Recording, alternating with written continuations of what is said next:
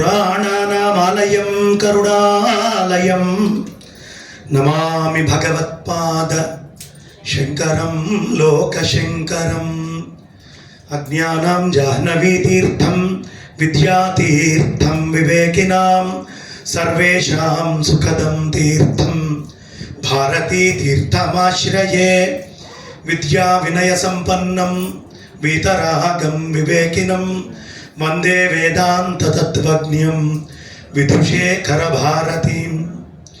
అవిద్యారణ్యకాంతారే ప్రాణినాం భ్రమతాం సదా విద్యా మార్గోపదేష్టారం విద్యారణ్య గురుం భజే. సభాకల్పతరం వందే. ఇవాళ వాస్తవానికైతే నేను సభకు వచ్చే పరిస్థితి కాదు, కానీ మా రాధా మనోహర్ దాస్ గారి మాటని నేను ఎప్పుడూ తీసేయలేను. ఆయన మీద మా ఇరువురికి పరస్పరం ఉన్నటువంటి అవ్యాజమైన అనుబంధం అది. ఎందుకయ్యా అంటే గట్టిగా చప్పట్లు కొట్టాలి. నేను చెప్పాక అల్లూరి సీతారామరాజుని ఆ రోజు మనం చూసామో లేదో నాకు తెలియదు, కానీ ఈ నవయుగ అల్లూరి సీతారామరాజు లాగా మా రాధా మనోహర్ దాస్ గారు కనిపిస్తుంది.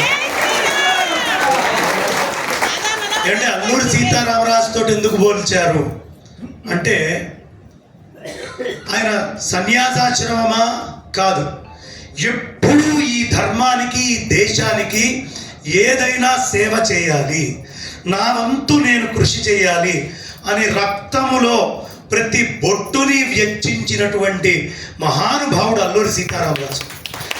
అలా మీరు పొద్దున శ్రీకాకుళంలో, మధ్యాహ్నం తిరుపతి, అటు చూస్తే కాశీ, ఇటు చూస్తే వెంటనే ఆదిలాబాదు, ఇంకో పక్కన చూస్తే వరంగల్, ఎక్కడ చూసినా శరీరానికి ఈషన్ మాత్రము కూడా బడలిక కలుగుతోంది అనే భావన లేకుండా శరీరంలో ఉన్న ప్రతి రక్తపు బొట్టుని ఖర్చు పెట్టి తిరుగుతూ ఈ ధర్మాన్ని కాపాడుతున్నటువంటి వ్యక్తి. గట్టిగా మొన్న ఏదో ఒక చిన్న టీవీలో నేను చూశాను, ఏమని పెట్టారు థంబ్నెయిల్ అంటే, టీటీడీ బోర్డు మెంబర్గా రాధా మనోహర్ దాస్. ఆనందం వేసింది నాకు. ఎవరికి ఇవ్వాలి టీటీడీ బోర్డు మెంబర్లు? ఇలాంటి వాళ్ళకి ఇవ్వాలి. ప్రతి క్షణము ఈ ధర్మం కోసం ఆయన తిరుగుతున్నారు. జీతం ఇస్తున్నారా?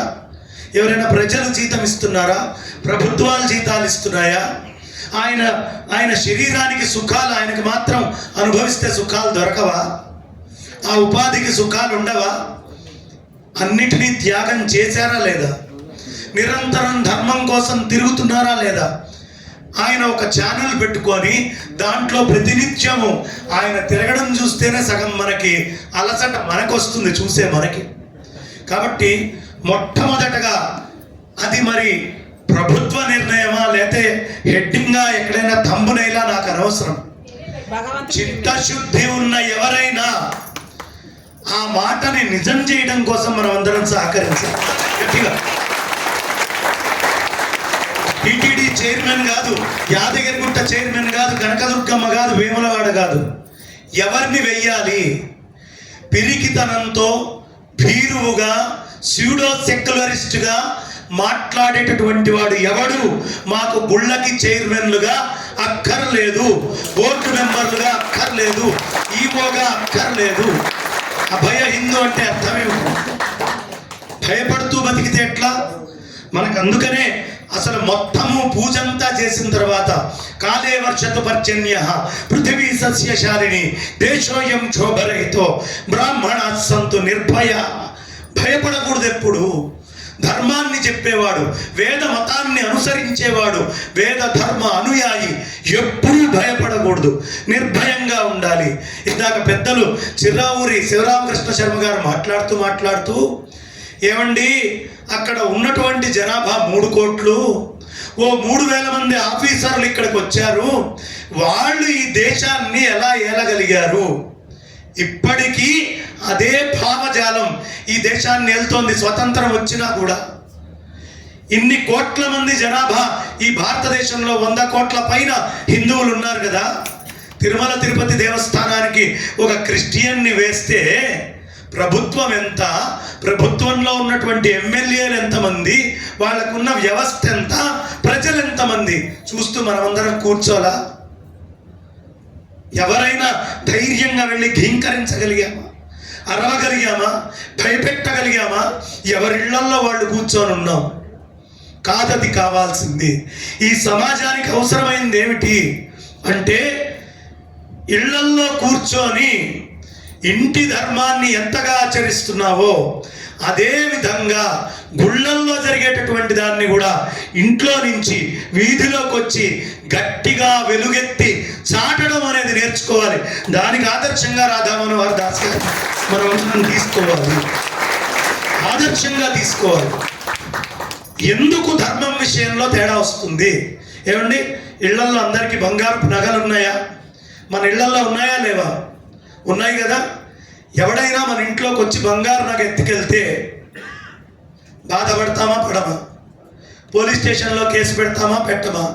నగ తిరిగి వచ్చిందాకా దాని గురించిన ఆలోచన చేస్తామా చేయమా? ఎందుకు? స్వార్థం, నాది అనే భావన అక్కడ ఉంది. మరి ఆ గుళ్ళో చైర్మన్గా క్రిస్టియన్ని పెడితే గుడి నాది అనే భావన లేక దానిని జాగ్రత్తగా రక్షించాలి అనే ఆలోచన నుంచి దూరం అవుతున్నాం. ఏ క్షణం వెంకన్న దగ్గరికి వెళ్ళి నాకు కోరికలు తీర్చు అని అడగడం కాదు, వెంకన్న దగ్గర ఉన్న వ్యవస్థ బాగుందా లేదా అని ఆలోచిస్తే వెంకన్నే మన ఇంటికి వచ్చి అవసరమైన కోరికలు తీరుస్తాం. అది వెంకన్నే కాదు, ఏ దేవుడైనా సరే, ఏ క్షేత్రమైనా సరే. జై శ్రీరామ్, గోవిందా. మొహమాట పడకండి గోవిందా అంటానికి. ఇవాళ గోవిందా అంటానికి మొహమాట పడ్డా ఏదో ఒక రోజు గోవిందా అంటాం ఖాయం. గోవిందా అనే లోపు ఎవడు గోవిందా అంటాడో వాడు అదృష్టవంతుడు. కాబట్టి యోగ్యులైనటువంటి వాళ్ళకి మన క్షేత్రాలను అప్పచెప్పాలి. అభయ హిందూ పనేమిటి? అభయ హిందూ సంస్థ ఏమిటి చేసేది? భయంతో ఉన్నటువంటి హిందువుకి చచ్చినా పర్వాలేదు, నువ్వు ఏ తప్పు ఇక్కడ చేసినా పైన జవాబుదారీ అవుతావు. కాబట్టి ధైర్యం తెచ్చుకో, ఈ విషయాన్ని తెలియపరచాలి. ఏమండి, ఇక్కడ ఉన్నారు కదా నాతోటి సహా. నేను 5వ తరగతి 6వ తరగతి చదివే వయసులో అప్పుడు నాకు ఎంత ఉంటుంది? 10 సంవత్సరాలు 11 సంవత్సరాలు. ఈ వయస్సులో ఉన్నటువంటి నేను ఆర్యన్ ద్రవిడియన్ థియరీని చదివాను. నాకు పాఠ్యాంశంగా పెట్టారు, అది రాస్తే నాకు మార్కులు వేశారు. ఆ మార్కుల కోసం నాకు సంబంధం లేనటువంటి చరిత్రని ఇందాక పెద్దలు చిర్రావూరు శ్రీరామకృష్ణ శర్మ గారు చెప్పినట్టు నేను కూడా పాఠ్యాంశంలో ఆ రోజు మార్కుల కోసం దీన్ని రాశాను. మరి ఆర్యన్ ద్రవిడియన్ థియరీ పుట్టించింది ఎవడు? మొట్టమొదట ఎక్కడ ఆర్యన్ ద్రవిడియన్ థియరీ చెప్పబడ్డది? మన దేశంలో కాదు, మన దేశంలో కాదమ్మా. ఆర్యన్ ద్రవిడియన్ థియరీ చెప్పింది లండన్లో. అక్కడ ఆక్స్ఫోర్డ్ యూనివర్సిటీలో మ్యాక్స్ ముల్లర్ చెప్పాడు. ఆ రోజు మొత్తం సభావేదిక అంతా నిండిపోయింది, చప్పట్లు కొట్టారు. ఆ మ్యాక్స్ ముల్లర్కి జ్ఞానోదయం అయింది. తన ఆఖరి పుస్తకంలో నేను రాసినటువంటి ఆర్యన్ ద్రవిడియన్ థియరీ అవాస్తవం అని అతనే పేర్కొంటూ పుస్తకం రాశాడు. ఆ సభలో మనుషులు లేరు. అది లండన్లోనే అయింది, కానీ ఆ సభకి మనుషులు రాలేదు. చెప్పిన ఆయన నేను చెప్పింది తప్పు అన్నాడు, కానీ మన పాఠ్యాంశంలో మారలేదు. ఇప్పటికీ అదే ఉంది. ఏం చెప్తారు? Aryan invasion theory, IIT. దానికి రుజువులు చెప్పరా అన్నారు. ఎక్కడా రుజువులు దొరకలేదు. వెంటనే దాని పేరు మార్చారు. ఏమిటో తెలుసా అమ్మా? AMT, Aryan migration theory. ఆర్యులు మైగ్రేట్ అయ్యి ఇక్కడికి వచ్చారు అన్నారు. దానికి ఆధారాలు లేవు. కారణం, ఈ వేదము వాళ్ళు అక్కడి నుంచి ఇక్కడికి తెచ్చారు అని చెప్పారు. ఋగ్వేదం తీస్తే 10,000 సంవత్సరాల క్రితం ఆ మంత్రాన్ని రుజువు చేసేది ఉంటుంది. అంబికమే నదీంతమే, సరస్వతి నది గురించినటువంటి మంత్రం. సరస్వతి నది ఎండిపోయి ఎంతకాలమైంది అని అడిగితే 10,000 సంవత్సరాలు అయింది. ఇవాళ ఉన్న సైంటిఫిక్ డేటా ప్రకారం, సైంటిఫిక్ డేటా చెప్తుంది. మరి ఎప్పుడో 5,000 3,000 సంవత్సరాల క్రితమో వచ్చినటువంటి వాడు 10,000 సంవత్సరాల క్రితం ఇక్కడ ఎండిపోయినటువంటి సరస్వతీ నది చరిత్రని ఋగ్వేదంలో ఎలా రాస్తాడు? అది ఉంది అంటే అది అక్కడ పుట్టలేదయ్యా, ఆ ధర్మం ఇక్కడే పుట్టింది అని అనేకమైనటువంటి ఆధారాలు ఈ ధర్మం గురించి చెప్తూ ముందరికెళ్ళినాయి. మనకి తెలియవు. మనం ఎంతసేపు ఉన్న హరప్పా మొహంజోదారోలో అద్భుతమైనటువంటి ఆధారాలు వీరిచ్చారు. కానీ అంతకంటే ముందే హర్యానాలో, గుజరాత్లో రాఖీ సంస్కృతి అని ఉంది. ఇప్పుడు ఆ రాఖీ సంస్కృతి మీద విశేషమైన రీసెర్చ్ అవుతోంది. హరియానం చేసినటువంటి ప్రదేశం, విష్ణుమూర్తి తిరిగిన ప్రదేశం హర్యానా. ఎందుకు వచ్చింది ఆ పేరు అంటే విష్ణుమూర్తి యొక్క ఆధారాలు కూడా అక్కడ మనకి రాఖీ సంస్కృతిలో లభించినాయి. ఎక్కడున్నాము? మన చరిత్ర మనకి తెలుస్తోంది. ఇందాక వారు చెప్పినట్టు ద్వారక గురించి వస్తోంది, కానీ మన పాఠ్య పుస్తకాల్లో ఉండదు.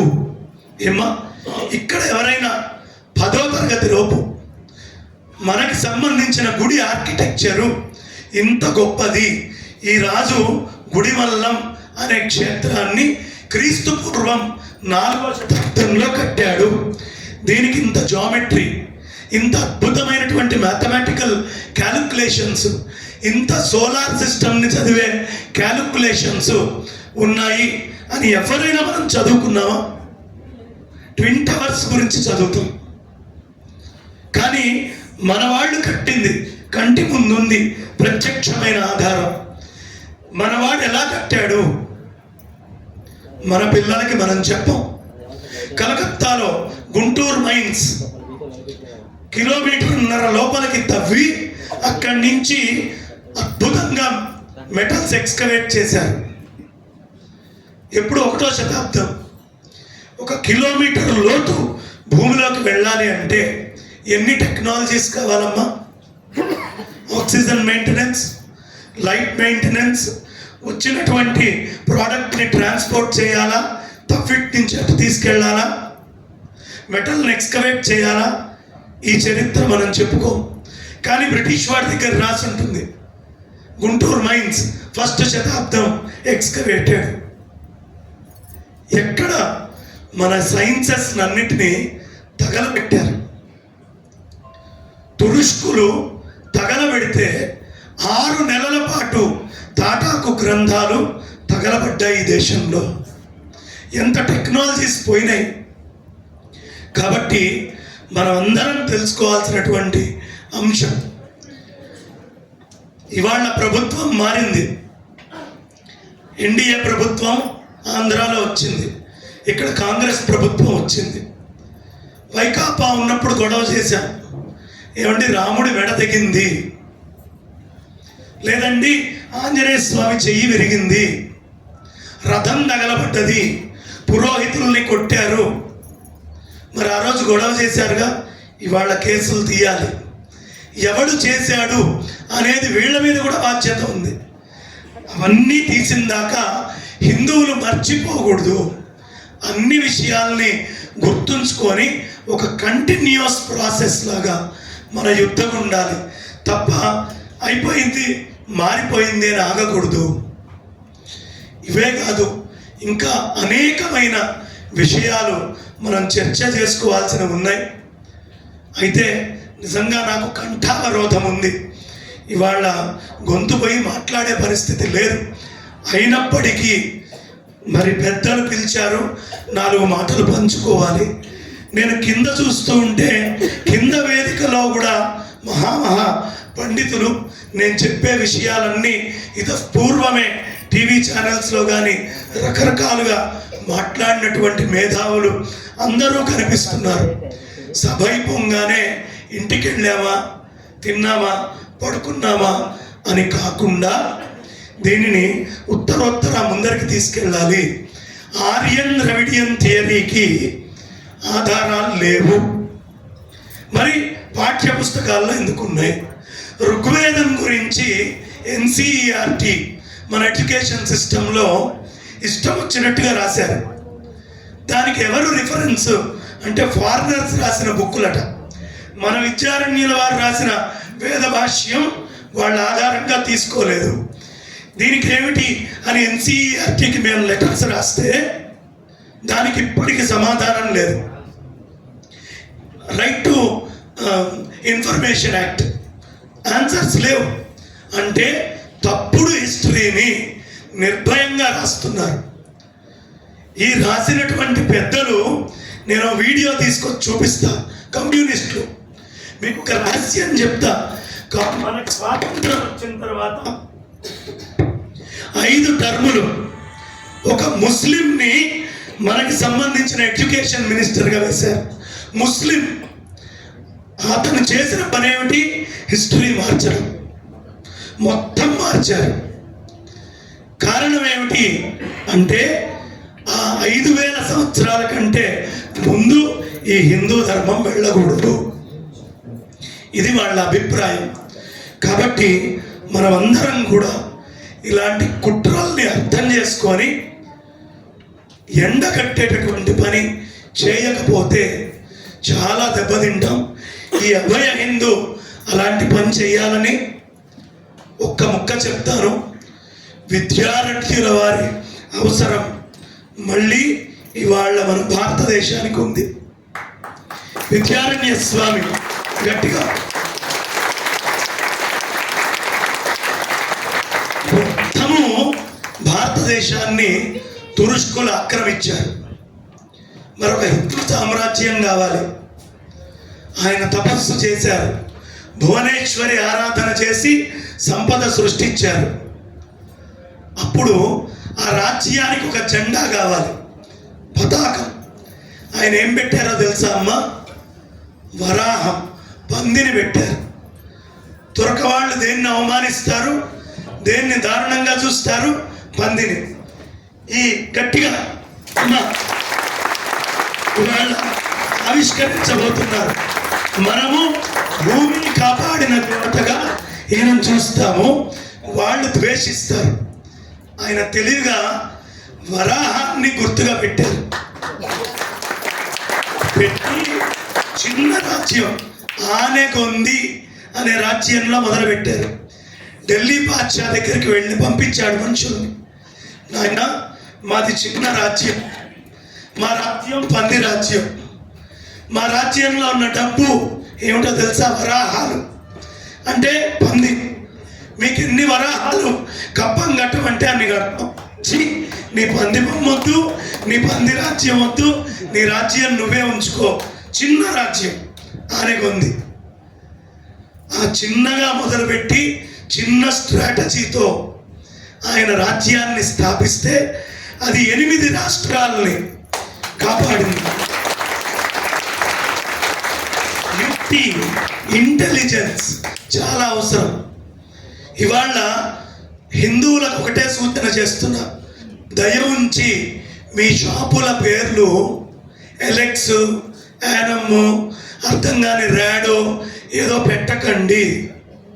సుబ్బయ్య, ఏమ్మ, వెంకటేశ్వర, మహాకాళి అనే హిందూ పేర్లు పెట్టండి.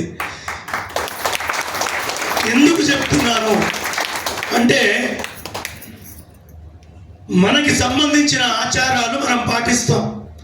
ఇవాళ మా నాన్నగారి ఆప్తికం, నేను ఆప్తికానికి ఒక ద్రవ్యాన్ని తేవాలి. మన ఆచారం తెలిసినటువంటి శెట్టి గారి కొట్టుకెళ్ళి తెచ్చుకోవాలి. ఎందుకు? వాళ్ళకు కూడా దీని ఆచారం తెలుసు.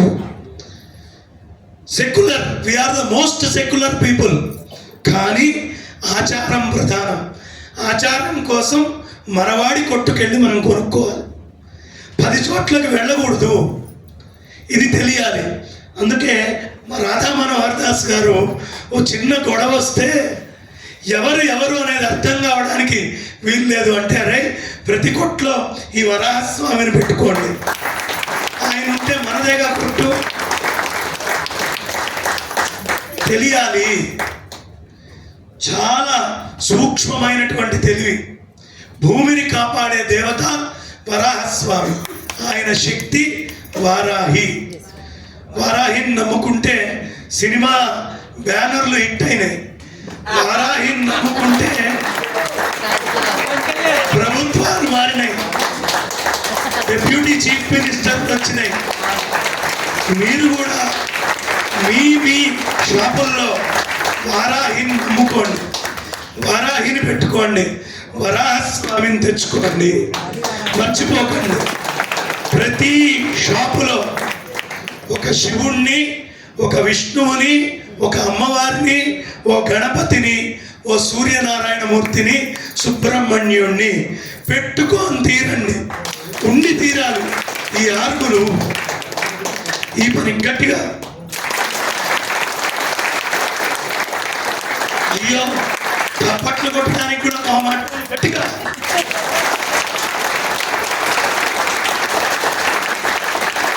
ఎందుకు చప్పట్లు కొట్టమంటున్నా అంటే మన కోసం కాదు, పక్కన ఎవరైనా పడుకుంటే లేస్తారని గట్టిగా. సరే, పడుకున్న వాడి సంగతి పక్కన పెట్టండి.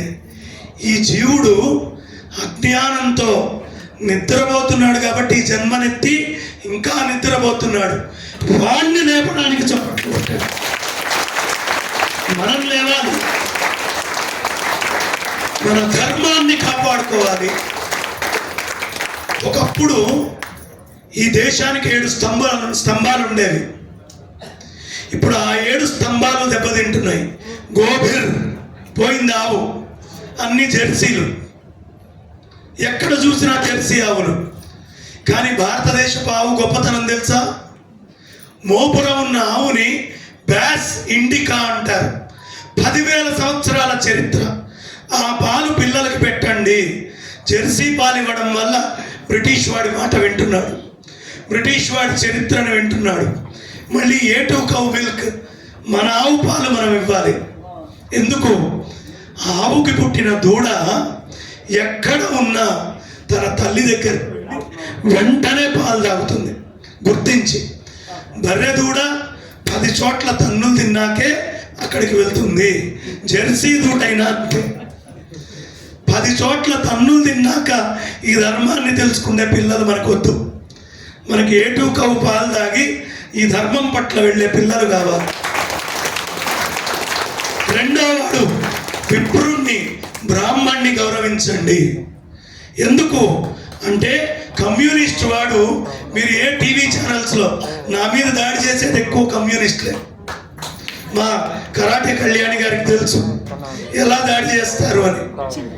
ఏం చేస్తారు అంటే మొట్టమొదట బ్రాహ్మణికల్ అనే పదం తీస్తారు. ఈ ధర్మాన్ని కాపాడేది బ్రాహ్మడు. నిర్భయంగా చెప్పండి, ఏం మాట. బ్రాహ్మడు వాడి ఆచారాన్ని వాడు పాటించాలి. ఎందుకు అంటే రాజు వేగుల ద్వారా చూస్తాడు, కానీ బ్రాహ్మడికి శాసనం ఏంటో తెలుసా అమ్మా? శాస్త్రాన్ని చూసి మాట్లాడాలి. కాబట్టి మనకి శాస్త్రము అంటే దేవతల హృదయం, వేదము. అది ఎవరు చూస్తారో అది మన దేశానికి అవసరం. అందుకని విప్రుణ్ణి గౌరవించండి. రెండోది అది. మూడోది వేదం. ఈ ఇద్దరు ఉంటేనే కదా. ఆవు లేకపోతే ఆవు నెయ్యి లేదు, ఆవు నెయ్యి లేకపోతే బ్రాహ్మణుడు లేడు, బ్రాహ్మణుడు లేకపోతే వేదమంత్రాల వినియోగం లేదు. మూడోది వేదం. నాలుగోది ఎవరో తెలుసా అమ్మా? వీడెంత పెద్ద పోటుగాడైన బ్రాహ్మడైనా, ఎంత గొప్ప గోవున్నా, ఎంత మహత్తరమైన వేదమున్నా, పతివ్రత అయినటువంటి స్త్రీ లేకపోతే వీడికి యజ్ఞం చేసే హక్కు లేదు. సతీభిహి, ధర్మంతో ఉన్నటువంటి భార్య, ఇది అవసరం. వాళ్లకు నమస్కారం. ఇది ఆడవాళ్ళకి ఇచ్చిన స్థానం. 7 స్తంభాల్లో సతీభిహి. 5వది ఏమిటి? సత్యవాదిభిహి. అబద్ధం ఆడకూడదు. అబద్ధం ఆడకపోవడం అంటే ఏమిటి? యజ్ఞాన్ని ఆచరించడం, వేదాన్ని నమ్మడం, వేద వాక్యాన్ని మనకు వినియోగించేవాడు సత్యవాది. సత్యవాదిభిహి. అలుప్తై, పక్కవాడి జేబులోది ఏం దోచుకోవాలి అని చూసేవాడు కాదు. ఎవడు? సత్యవాదిభి అలుప్తై. లుబ్ధుడవ్వకూడదు. అమ్మో నాడప్పుడు నడప్పుడు అని జేబులో పెట్టుకోకండి.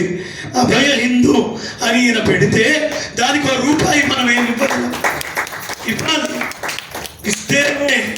కాబట్టి అలుప్తై దానశీలశ్చ, ఎదుటివాడి జేబులో తీసుకోవద్దు, దానశీలి అయి ఉండాలి. ఈ 7 ఉంటేనే వేదం కాపాడబడుతుంది. కాబట్టి అభయ హిందువు ఏం చేయాలి, మళ్ళీ వేద ధర్మాన్ని తీసుకొచ్చి పెట్టాలి. కాన్స్టిట్యూషన్ మనందరికీ ప్రధానమే. అది వేరే వాటితో మాట్లాడేటప్పుడు నీతో నువ్వు మాట్లాడుకోవాలి కదా. నీతో మాట్లాడేటప్పుడు కూడా కాన్స్టిట్యూషన్ తీసి నాతోటి ఇది మాట్లాడచ్చా లేదా అనుకోవు కదా. వేదం అంటే నువ్వు ముందు నీలో నువ్వు మాట్లాడుకోవడం, వేదంతో మాట్లాడుకోవడం. కాబట్టి వేదం నువ్వు అనుకొని కాన్స్టిట్యూషన్ తీసి సమాజంలో ఇబ్బంది లేకుండా బతుకు. నువ్వు వేదం అని తెలుసుకో, నీ ధర్మం వేదం అని తెలుసుకో. కాబట్టి నేను వేదం తెలుసుకున్నాక కాన్స్టిట్యూషన్ తెలుసుకొని ముందరికి అడుగులు వేస్తాను. ఇది చాలా ప్రధానం. అదే విధానంగా ఇంకా ఇచ్చినటువంటి సమయము, నా కంఠము, మా రాధా మనోహర్ దాస్ గారు 3 గుర్తు చేస్తున్నాయి. ఏమిటి? ఉపన్యాసం చాలించు అని. ఒక్కటే విషయం అమ్మా, మర్చిపోకుండా ఈ ధర్మాన్ని మనం ముందరికి తీసుకొని వెళ్దాం. భయంకరమైన కలికాలం వచ్చింది. తండ్రి, తల్లి, కొడుకు కృష్ణానది ఒడ్డు దగ్గరికి వెళ్ళారు. తండ్రి కొడుకు నదిలోకి దిగి ఈత కొడుతున్నారు. తల్లి ఒడ్డు మీద నిల్చొనుంది. కొంచెం లోపల దాకా ఈత కొట్టారు. కొడుకుని తల్లి కేకేసింది, అరే వెధవా, లోపలికి వెళ్ళావే, బయటికి రా అంది. వాడు ఈత కొట్టుకుంటూ బయటికి వచ్చాడు. అమ్మా, నాన్నగారు కూడా ఈత కొడుతున్నారు కదే, నాన్నగారి కంటే ఎక్కువ నేర్చుకున్నాను కదా ఈత నేను, మరి నాన్నగారిని పిలవలేదే అన్నాడు. చీ వెధవా, నీకు మీ నాన్నకి సామ్యమా? మీ నాన్నకి ₹1,00,00,000 ఇన్సూరెన్స్ ఉంది, నీకేముంది అని పిలిచేంత భయంకరమైన కలికాలంలో. ఇలాంటి కలికాలంలో సతీభిహి, సత్యము మాట్లాడేటటువంటి, ధర్మముతో ఉండేటటువంటి స్త్రీలు, సత్యాన్ని మాట్లాడే పురుషులు చాలా అవసరం. కాబట్టి మనమందరము కూడా ధర్మాన్ని ప్రతిష్ఠ చేసుకుందాం. ఆయన పెట్టిన లోగోలో ఏముంది? యతో ధర్మ తతో జయ. ధర్మం ఎక్కడ ఉంది? వేదోకిలో ధర్మమూలం. వేదం ఉంటే ధర్మం ఉంది, ధర్మం ఉంటే జయం ఉంది. ఇంకోటి ఏం పెట్టారు? యుద్ధాయ కృత నిశ్చయ. మేము యుద్ధం చేస్తాం, అనుమానమే లేదు అని చెప్పారు. అమ్మవారి యొక్క శంఖాలు, శ్రీచక్రం, ఓంకారం అనగానే పరమేశ్వరుడు, ఆ పైన శంఖము సాక్షాత్తు శ్రీమన్నారాయణుడు. మనకు అవసరమైనటువంటి దేవతా సమూహము, అలాగే వెంకటేశ్వర స్వామి వారి 2 ముద్రలు, ఆంజనేయ స్వామి వారి గద, అన్నీ ఉన్నాయి. అభయ హిందూ ఈ సంస్థ 1000 రెట్లు ఎదగాలని, మొత్తము 2 రాష్ట్రాల్లో వ్యాప్తి చెందాలని మనమందరము సహకరించాలి అని మనస నేను అభ్యర్థిస్తూ నా వాడికి విరామాన్ని ఇస్తున్నాను. నమస్కారం. స్వస్తి. జై శ్రీరామ్, జై శ్రీరామ్, జై శ్రీరామ్. బంగారం లాంటి మాటలు కదా, ఆచరించాలి. ఇప్పుడు మన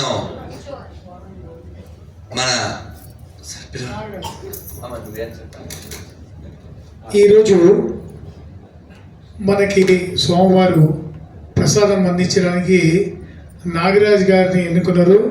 నాగరాజు గారి సోమవారం చేతి మీదకెళ్ళి మొట్టమొదటి వారాయి వారికి ఒక చిన్న హోటల్ ఉంది. ఈరోజు ప్రసాదం వారి చేతి మీదకెళ్ళి చేయబడింది. వారాయి విగ్రహము గురుగారి చేతి మీదకెళ్ళి నాగరాజ్కి మా కాలనీలో ఒక హోటల్ ఇంకా పేపర్ ఏజెన్సీ ఉంది. వారి షాప్లో మొట్టమొదటి వారాయి దేవి విగ్రహం, వారాయి భక్తి ప్రాధాన్యత.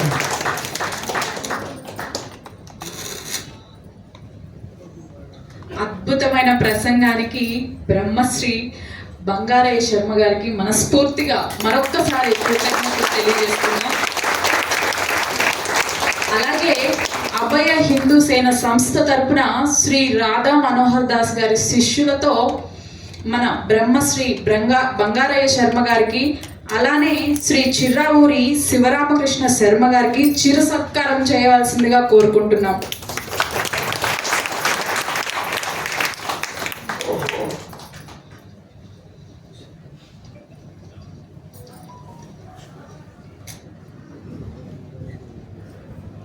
వేదశాస్త్ర పండితులు, ప్రముఖ ఆధ్యాత్మికవేత్త, భాషా జ్ఞాని, రచయిత, ముఖ్యంగా ఎన్నో సంవత్సరాల నుండి హిందువుల కోసం పోరాడుతున్నటువంటి ఆచార్య చిర్రావూరి శివరామకృష్ణ శర్మ గారిని సత్కరించుకోవటం మనందరి అదృష్టం.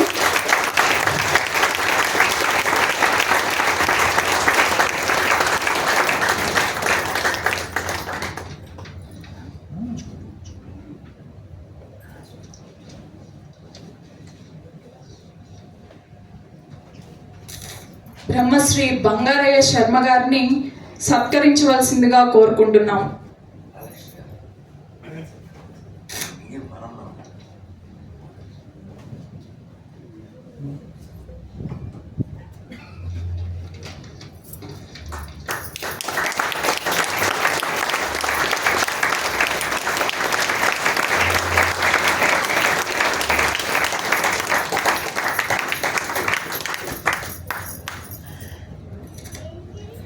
తదుపరి ఎంతగానో వేచి చూస్తున్న శ్రీ రాధా మనోహర్ దాస్ గారిని తమ అమూల్యమైన సందేశాన్ని ఇవ్వాల్సిందిగా కోరుకుంటున్నాం.